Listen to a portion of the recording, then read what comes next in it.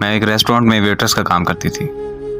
वो हर रोज शाम को चाय पीने आता था और अकेला घंटों चुपचाप बैठा रहता था। मुझे उसे देखकर अजीब बेचैनी होती थी।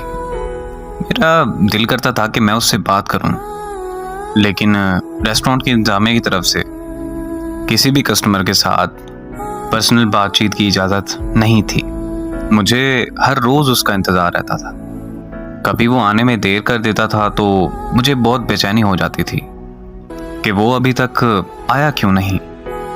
एक दिन वो रेस्टोरेंट नहीं आया, तो अगले दिन जब आया तो मैंने उससे पूछ लिया कि सर आप कल नहीं आए, आपकी तबीयत तो ठीक थी ना? उसने मुस्कुराकर मुझसे मेरा नाम पूछा। मैंने उसे अपना नाम बताया तो मेरा नाम पुकारते हुए कहने लगा कि मैं बिल्कुल ठीक हूँ और कल मैं शहर से बाहर था। अभी मैं अगली बात करने ही लगी थी कि रेस्टोरेंट का मैनेजर आ गया और मुझे वहाँ से जाने का इशारा करने लगा। मैं वहाँ से स्टाफ रूम में चली गई। फिर मैं रेस्टोरेंट से छुट्टी करके बाहर आई तो वो बाहर खड़ा था। मुझे देखते ही मेरे पास आया और बोला कि तुम्हारा मैनेजर अगर गुस्सा ना करे तो क्या मैं तुम्हें तुम्हारे घर तक छोड़ सकता हूँ? मैंने हंसते हुए हाँ बोल दी।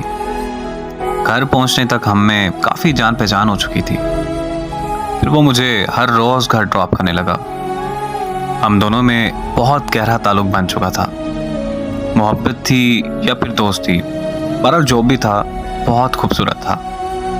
एक दिन मैंने उसे कहा कि मुझे आज रेस्टोरेंट पे काम पर नहीं जाना, हम कहीं बाहर घूमने चलते हैं, और उसने भी हाँ कर दी और मैं उससे मिलने चली गई। फिर उस दिन मैंने रोड पर खड़े होकर उसका 5 घंटे इंतज़ार किया, लेकिन वो नहीं आया। उसने मेरी कोई कॉल अटेंड नहीं की और मुझे बहुत ज़्यादा दुख हुआ, यहाँ तक कि मैं रोते हुए घर वापस आ गई। अगले दिन सुबह को न्यूज़ में उसकी तस्वीर देखी। वो न्यूज़ सुनकर मेरे पांव तले ज़मीन निकल गई कि कल उसकी एक एक्सीडेंट में मौत हो चुकी थी। वो एक्सीडेंट तभी हुआ जब वो मुझसे मिलने आ रहा था। मुझे आज भी उसके चले जाने का यकीन नहीं होता। मेरी नज़रें आज भी उसे तलाश करती हैं।